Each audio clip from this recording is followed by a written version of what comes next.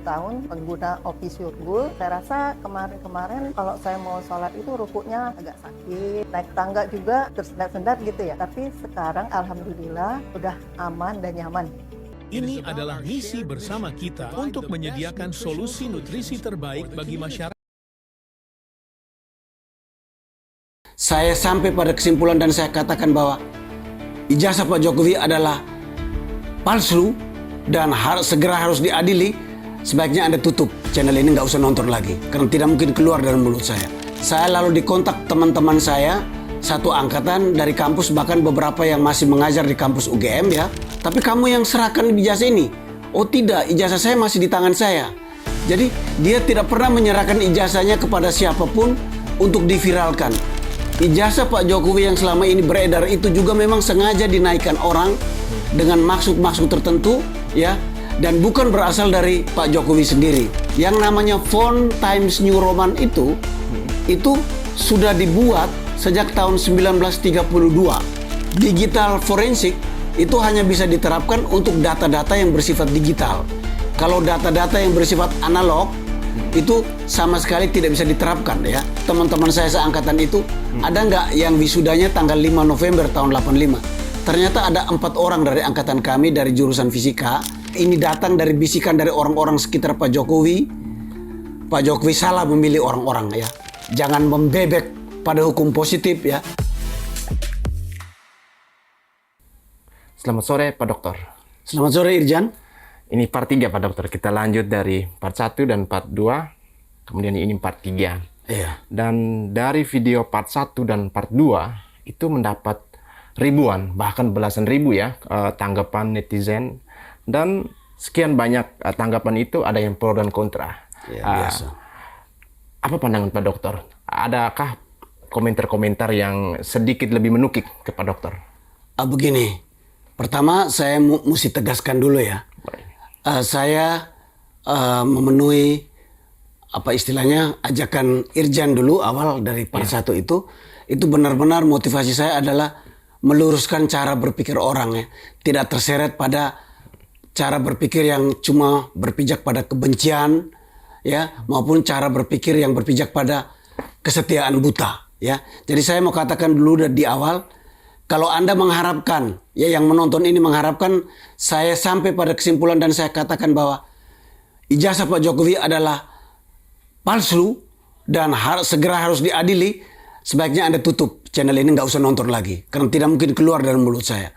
Tapi sebaliknya, kalau Anda mengharapkan saya mengatakan ijazah Pak Jokowi adalah asli dan dia adalah presiden terbaik, bla bla bla bla, tutup juga video ini. Itu tidak akan keluar dari mulut saya. Saya hanya akan memaparkan, mengajak kita cara berpikir yang benar. Dan kenapa perlu ada part 3? Karena sejak part 2 dinaikkan, saya lalu dikontak teman-teman saya satu angkatan dari kampus, bahkan beberapa yang masih mengajar di kampus UGM ya. Dan kami saling sharing banyak hal. Dan itu makin dipicu oleh munculnya ijazah sahabat saya yang juga viral seperti yang ada di layar ini ya. Ini diviral dibandingkan dengan ijazah Pak Jokowi, lalu dipertanyakan, loh kenapa tanggalnya beda, tanggal ijazahnya beda ya. Nah, saya kaget karena nama pemilik ijazah itu adalah sahabat saya, teman seangkatan saya dan termasuk teman dekat saya selama di kampus. Jadi saya langsung kontak dia. Pertama saya tanya, ini benar ijazahmu yang beredar? Ya, dijawab oleh beliau, kelihatannya benar itu ijazah saya Ir. Tapi kamu yang serahkan ijazah ini? Oh tidak, ijazah saya masih di tangan saya. Jadi dia tidak pernah menyerahkan ijazahnya kepada siapapun untuk diviralkan. Apa artinya itu? Artinya ada orang yang menaikkan ijazahnya, melakukan rekayasa, menaikkan ijazahnya dengan maksud-maksud tertentu. Dan ini bisa menjadi indikasi bahwa sangat mungkin ijazah Pak Jokowi yang selama ini beredar itu juga memang sengaja dinaikkan orang dengan maksud-maksud tertentu ya, dan bukan berasal dari Pak Jokowi sendiri ya. Sehingga saya pernah katakan ya, seluruh analisis yang dipakai, yang dilakukan terhadap ijazah Pak Jokowi yang viral itu sebenarnya tidak bisa dijadikan referensi apapun ya, selama tidak dibuktikan bahwa itu berasal dari Pak Jokowi sendiri ya. Oke. Nah, di part 2 saya juga sudah usulkan supaya Pak Jokowi mempidanakan para pemfitnah ini ya. Buat saya itu pemfitnah ya, buat Rocky Gerung bukan ya. Mempidanakan. Nah, saya lihat ini sudah dilakukan. Mungkin bukan karena seruan saya ya, mungkin seruan dari orang-orang penasihat di sekitar dia, bisa saja. Tapi paling tidak itu sejalan dengan seruan saya. Nah, saya sangat mengharapkan proses ini berjalan dengan benar dan baik ya. Proses pengadilan bila perlu dibuka ke publik ya. Dan ini saatnya Pak Jokowi atau orang-orangnya ya menunjukkan ijazah aslinya. Saya harapkan pengadilan memerintahkan itu. Ijazah asli Pak Jokowi harus ditunjukkan di pengadilan itu. Dan kalau belum cukup, UGM pun sebaiknya dipanggil di pengadilan untuk menunjukkan bukti-bukti pendukung Pak Jokowi sebagai alumnus itu ya. Saya pribadi setelah mendapat banyak info sharing dengan teman-teman saya seangkatan yang kemudian saling kontak lagi setelah video saya viral, itu meyakini Pak Jokowi adalah alumnus Fakultas Kehutanan Universitas Gadjah Mada. Saya meyakini itu ya. Bukan karena saya mau membela dia, bukan. Tetapi pertama, saya sebagai alumnus, saya percaya pada marwah. Kartu kredit yang approval-nya lama tanpa kepastian atau yang di-approve secepat 2 jam. Kampus saya percaya bahwa jika ada dekan dan teman-teman di kampus mengatakan dia ada lulus dari situ, itu benar berdasarkan fakta. Saya percaya bahwa ketika Ibu Rektor mengatakan itu pun berdasarkan fakta. Tetapi supaya itu dibuka, saya minta pengadilan juga memanggil UGM untuk hadir dalam proses pengadilan pengaduan orang-orang yang dianggap memfitnah ini supaya terbuka semuanya. Itu saja saya kira yang ingin saya katakan ya. Nah, ada beberapa hal ya, atau mungkin Irjan ada hal yang mau didalamin? Ini saya mau disclaimer juga untuk pemirsa ya, bahwa Dr. Ing Ignatius Irianto ini adalah alumni UGM tahun 1980-an yang wisuda tahun 1986 di Fakultas MIPA, Matematika, Fisika. Matematika dan Ilmu Pengetahuan. Jurusan fisika ya. Jurusan fisika. Dan ada beberapa teman angkatannya yang saat ini sedang menjadi pengajar di UGM, dan itu menjadi validasi yang kuat. Terus tadi dikatakan soal ada ijazah dari salah satu teman angkatannya yang menjadi pengajar di UGM, itu disebarluaskan untuk dibandingkan dengan ijazahnya mantan presiden kita Pak Jokowi sebagai pembanding. Dan dari laporan yang diberitahukan oleh dokter bahwa ijazah ini tidak mendapatkan persetujuan untuk disebarluaskan. Artinya ada orang yang sengaja mempublikasikan ijazah itu sebagai pembanding. Ya, bisa dalam konotasi bahwa ada orang yang ingin mengadu domba. Dan jika dicek dari sekian banyak pengakuan ya, bahwa sekian data dari UGM juga, Pak Presiden, mantan presiden kita alumni UGM juga ya. Iya. Tapi dalam hal ini menuntut transparansi untuk dalam proses pengadilan ya. Iya. Ada beberapa hal ya. Saya ingin juga meluruskan kesalahan yang saya buat di part 1 ya. Jadi kalau jadi saya harapkan juga teman-teman yang menonton ini coba lihat lagi part 1 dan part 2 ya. Karena ini merupakan kelanjutan. Karena saya benar-benar ingin meluruskan cara berpikir. Jadi kalau data atau info yang saya sampaikan sebelumnya salah, saat ini saya ingin perbaiki ya. Nah, waktu di part 1 saya menunjukkan ijazah saya dan menunjukkan bahwa yang menandatangan di situ adalah Profesor Kusnadi ya. Beliau adalah guru besar hukum lingkungan, dan waktu itu saya mengatakan mestinya di tahun-tahun 80-an itu yang lulus di tahun-tahun itu rektornya masih sama ya. Dari ijazah dari sahabat saya yang juga diviralkan itu terlihat bahwa yang tanda tangan di situ adalah rektornya Bapak Profesor Teguh Yakob. Saya mau meluruskan, tahun 85 itu rektornya memang masih Profesor Dr. Teguh Yakob. Profesor guru besar antropologi fisik ya. Jadi kalau ijazah Jokowi nanti yang asli yang ditujukan tanda tangannya adalah profesor yang lain, ya itu pasti palsu. Tapi kalau Teguh Yakob yang tanda tangan di situ, itu minimal indikator pertama asli. Yang kedua yang juga diserang adalah bahwa di beberapa ijazah tidak ada meterai. Meterai dan di ijazah Pak Jokowi ada meterai. Nah, saya mau katakan di sini ijazah-ijazah yang teman-teman yang lulus dan di wisuda di tahun 85 semuanya punya materai. Kayaknya selama masa Pak Teguh Yaakob semuanya masih pakai materai ya. Di masa saya, masa Pak Kusnadi tahun 86 sudah nggak ada materai lagi ya. Itu. Nah juga ada beberapa hal ya yang menunjukkan, jadi selain bahwa fakta bahwa ijazah sahabat saya itu juga ternyata direkayasa untuk ditampilkan, sehingga sangat mungkin ijazah Pak Jokowi yang beredar juga adalah ijazah yang hasil rekayasa ya. Sehingga segala macam tes ya, seperti tes dari ahli yang mengatakan dirinya ahli digital forensik ya, Pak Rismond dan ada satu lagi ya. Nah, Pak Rismond melakukan analisa digital forensik RBG ya. Jadi dari analisa yang ditampilkan oleh Pak Rismond bisa dikatakan mau diarahkan pada kesimpulan bahwa foto dari Pak Jokowi itu ditempelkan di atas cap sehingga tidak ada jejak warna merah di atas foto ya. Itu yang mau ditampilkan ya. Nah, begitu juga ada analisa dari digital forensik ya. Ya mungkin yang mengatakan bahwa fontnya berbeda ya. Fontnya itu ada Times New Roman dan katanya saat itu belum ada ya. Nah, saya penasaran dengan ini dan saya melakukan pencarian di internet ya, lewat Google ya. Anda juga bisa lakukan lewat Google, lewat DeepSeek atau lewat ChatGPT ya. Bisa juga. Itu ternyata bahwa yang namanya font Times New Roman itu sudah dibuat sejak tahun 1932 ya. Sejak tahun 1932 itu karena kebutuhan dari majalah Times waktu itu di Inggris ya. Jadi majalah Times waktu itu halamannya menggunakan huruf-huruf klasik yang lengkung-lengkungannya banyak sehingga itu tidak efisien dalam memanfaatkan tempat dan juga menjadi susah dibaca, sehingga majalah Times memerintahkan untuk mencari font baru supaya lebih efisien dalam halaman dan lebih mudah dibaca. Dan ada orang yang ahlinya, saya lupa namanya, Morrison atau siapa begitu, yang meng-create font Times New Roman ini dari tahun 32.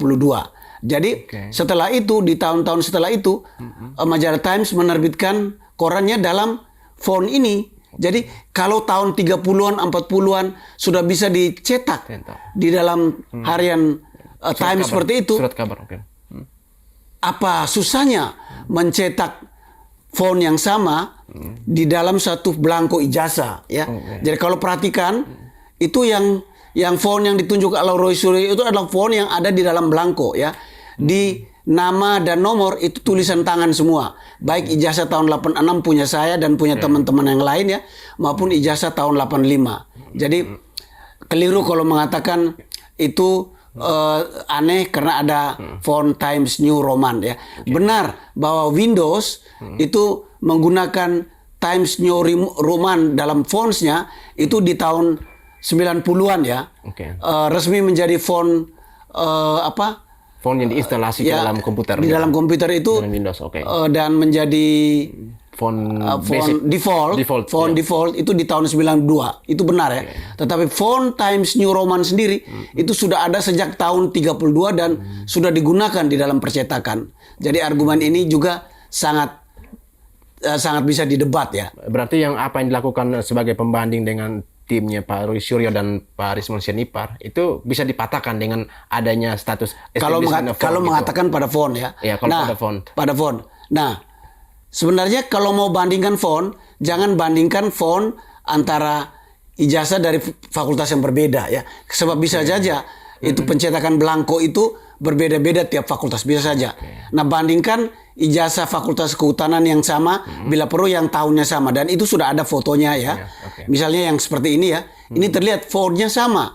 Jadi kalau font yang menjadi alasan bahwa ijazah ini palsu, apakah seluruh ijazah fakultas kehutanan yang lulus tahun 85 itu palsu? Kan aneh argumen itu ya. Nah, yang berikut ini ada linknya ya, silakan diklik lagi ya, diklik. Ini adalah pendapat dari ahli digital forensik yang lain yang namanya kalau nggak salah Yos Sinambela, ya. Yos Sinambela, oke. Ya, dia mengatakan bahwa Jika rasa sakit dan mati rasa Anda terjadi di bagian bokong, belakang paha, dan belakang luar betis, Anda harus serius memperhatikannya, jangan ragu. digital forensik itu hanya bisa diterapkan untuk data-data yang bersifat digital. Kalau data-data yang bersifat analog, itu sama sekali tidak bisa diterapkan, ya. Ini pendapat dia. Jadi saya kira sebaiknya kalau mau dihadirkan bagus juga kalau di pengadilan, kalau memang dari pihak dari pihak yang mengatakan ijazah itu palsu menampilkan saksi ahlinya adalah digital forensik, maka perlu hadirkan juga digital forensik lain yang ahlinya yang juga punya pendapat berbeda. Misalnya Pak Yos Sinambela ini ya juga dia mengatakan bahwa digital forensik hanya bisa diterapkan untuk data-data yang bersifat digital, ya. Bukan data-data yang bersifat analog atau fisik. Tentu saja bisa dilakukan analisa forensik, tetapi bukan digital forensik, ya. Jadi misalnya dokumen yang bersifat dengan sifat kertas seperti kertas, tinta segala macam, itu ada lab khusus forensik yang bisa menganalisa itu. Dia ya, dalam laboratoriumnya, ya khusus.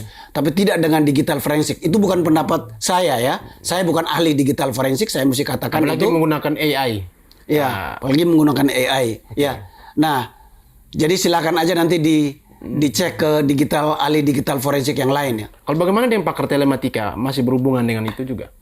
Ya, ada kaitannya tapi tidak langsung, ya. Ini soal digital forensik ini tentu saja soal menganalisa hal-hal yang berkait dengan tuduhan pidana, ya. Tuduhan pidana, oke. Jadi itu ya. Jadi ada banyak sekali alasan-alasan yang menunjukkan bahwa kalaupun dokumen yang sekarang beredar itu tidak asli, ada beberapa fakta di situ yang sebenarnya bisa dipertanggungjawabkan, ya, soal adanya materai, ya. Nah, soal tanggal misalnya, ya. Penanggalan dalam ijazah itu bagaimana, Pak? Jadi saya ketika melihat pertama kali melihat ijazahnya teman saya itu yang ditampilkan yang viral kemudian itu, dan tanggal situ kalau tidak salah tanggal teman saya itu ijazahnya di tanggal 5 Desember tahun 85 dan tanggal ijazahnya Pak Jokowi di tanggal 5 November tahun 85. Nah, dalam memori saya yang memang sudah banyak lupanya ini, itu dulu wisudanya tiap 3 bulan, sehingga saya waktu itu langsung, wah, kalau begitu tanggal ini palsu ini, karena ini kan jaraknya cuma sebulan. Jadi saya terus nanya teman-teman saya seangkatan itu, ada nggak yang wisudanya tanggal 5 November tahun 85? Ternyata ada 4 orang dari angkatan kami dari jurusan fisika yang diwisuda tanggal 5 November tahun 85 itu, dan itu berarti bahwa sangat mungkin bahwa memang ada wisuda dan tanggal ijazah di tanggal 5 November 85 itu sebagaimana yang ada di ijazahnya Pak Jokowi. Nah, soal nomor seri misalnya, ya. Di nomor seri fakultas kami, ya, MIPA, itu ada kode fakultas, ya. Ada singkatan fakultas dan ada nomor induk fakultas. Di situ ada tahun lulus, ya. Nah, di Fakultas Kehutanan yang ada di ijazahnya Pak Jokowi cuma nomor, ya, semacam nomor itu. Nah, itu dicek di ijazah-ijazah Fakultas Kehutanan lain ternyata sama sistem, ya, nomornya. Jadi memang rupanya di Fakultas Kehutanan pengkodean ijazah itu hanya satu nomor aja, tidak ada kode fakultas ataupun singkatan dari fakultas. Jadi sekali lagi itu menunjukkan bahwa data yang ada di bahkan ijazah yang sedang beredar itu juga sesuai dengan fakta yang ada. Bisa diduga fakta, ya. Tetapi kalau memang mau lebih validnya, tentu saja sebaiknya pengadilan, ya, yang sekarang sedang berlangsung ini, sudah diajukan ini, semoga itu berproses, itu mewajibkan baik Pak Jokowi maupun UGM untuk hadir, sehingga orang-orang yang mengatakan itu hanya boleh ditunjukkan perintah pengadilan karena hukum positif tidak mewajibkan. Nih, di sini justru perbedaan kita, ya. Hukum positif tidak mewajibkan, tetapi hukum positif juga tidak melarang, ya. Nah, pilihan kita yang menentukan apakah sebaiknya ditunjuk atau tidak, dan itu adalah pilihan sikap kenegaraan atau sikap yang tunduk buta pada hukum positif, ya. Dan saya mengharapkan sebenarnya tanpa ada perintah pengadilan pun UGM dan Pak Jokowi menunjukkan ijazahnya, ya. Itu sikap negarawan buat saya, ya.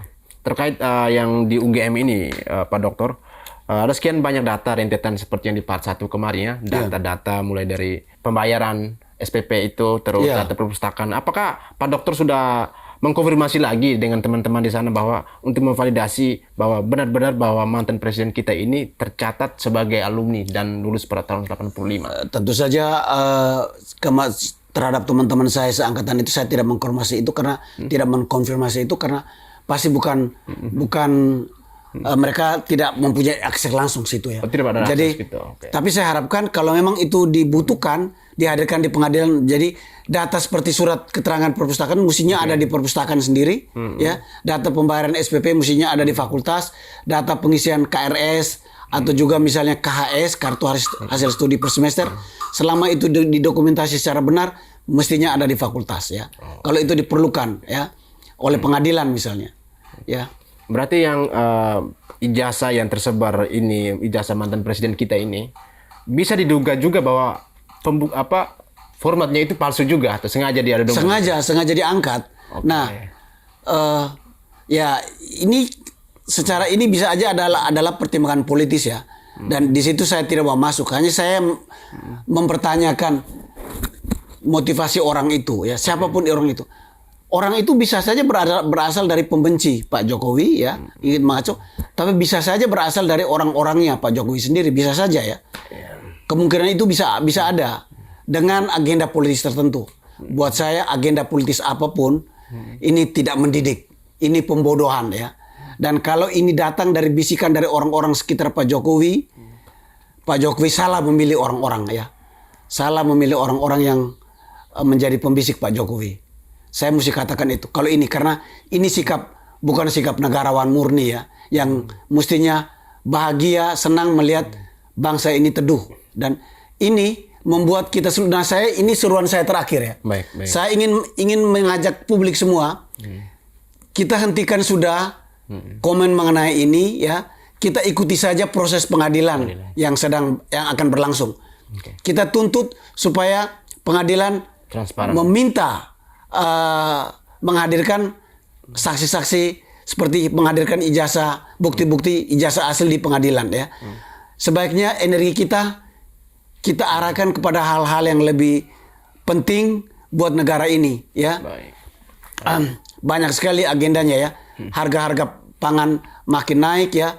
Kurs dolar makin tinggi sementara mata uang lain malah menguat, kurs dolarnya melemah ke mereka, kurs rupiah kita melemah ke dolar. Mengapa? Ya, ini hal-hal yang tentu saja butuh pertimbangan, butuh perhatian. Tapi kita semua melupakan hanya karena isu yang merupakan pembodohan ini. Ya, orang yang merekayasa munculnya ijazah yang kemungkinan sekali bukan asli ini sehingga terjadi gaduh ini, itu berdosa besar terhadap bangsa ini. Ya, tetapi orang yang juga tidak secara cepat menunjukkan bukti ijazah yang asli sehingga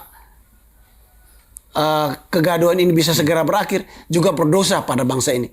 Saya ingin ingatkan ya, ketika Obama mencalonkan diri sebagai presiden di Amerika ya, dan waktu itu kita di Indonesia ini bangga karena dia pernah bersekolah di SD di Menteng ya. Di Amerika sendiri beredar akta kelahirannya, rumor bahwa dia dilahirkan tidak di wilayah Amerika ya. Dan itu akan melanggar konstitusi Amerika, tidak bisa dicalonkan. Itu beredar heboh sekali. Obama dengan cepat merilis bukti asli dari akta kelahirannya ketika dia dilahirkan di Hawaii, dan selalu langsung stop. Ini sikap kenegarawan ya. Dia belum jadi presiden tapi dia sudah punya sikap sebagai seorang negarawan. Ya, saya harapkan yang terjadi di negara ini pun seperti itu ya. Jangan membebek pada hukum positif ya. Karena sekali lagi ya, kepentingan masyarakat secara umum itu lebih tinggi dari hukum positif. Baik, terima kasih banyak Pak Dokter ya. Ini luar biasa ya teman-teman, bahwa ada sekian banyak polemik di belakang, ada yang lebih penting, dan saran dari Pak Dokter bahwa coba kita fokus ke hal-hal yang lebih penting. Dan polemik ijazah ini kita menunggu keputusan dan proses menuju keputusan di pengadilan. Kita menuntut pastinya selain hukum positif yang dikatakan oleh Pak Dokter tadi, bahwa negara boleh tunduk atau wajib untuk menghormati hukum positif, tapi tidak melarang juga kepada seseorang untuk bisa menunjukkan. Jadi di sini ya, kita bisa berhadapan dengan soal bagaimana negosiasi aja sih. Tapi pada dasarnya kita ikuti saja proses pengadilan, adanya transparansi di sana, menunggu kepulangan mantan presiden kita dari Eropa, dari Vatikan, dari Vatikan ya. Beliau diutus oleh presiden untuk menghadiri di sana, menghadiri pemakaman, dan itu ya kita berterima kasih lah bahwa walaupun sekian banyak polemik, tapi ada hal nanti kita bahas di tema yang lain. Buat saya wajar Pak Jokowi dikirim ke sana, tapi tema lain lah itu. Di tema yang lain ya, karena itu sedikit krusial karena ada unsur politisnya. Kalau yang ini lebih kepada data dan statistik. Karena kenapa saya mereferensikan Dr. Ignatius Irianto ini, karena beliau alumni UGM. Common sense, secara berpikir yang rasional itu yang perlu ya. Apapun sekolah Anda, dimanapun Anda sekolah ya, itu sangat tergantung bagaimana Anda membentuk pola pikir Anda ya. Tidak buta saja ya. Pokoknya saya dukung ini, apapun saya bela ya. Atau saya benci ini, apapun saya serang ya. Tidak begitu. Itu yang ingin saya ngajak ya. Dan saya bukan mau cari jadi orang terkenal ya. Minta maaf ya, bahwa ini viral itu juga di luar dugaan saya ya. Tapi kalau Anda search tahun-tahun yang lalu, saya juga beberapa kali menjadi viral di media ya, untuk hal-hal yang lain. Tapi itu adalah hal yang lain ya. Baik, terima kasih pemirsa. Ikuti kami terus, sesuai apa yang kami katakan, kita akan bahas soal politik di episode yang berikutnya.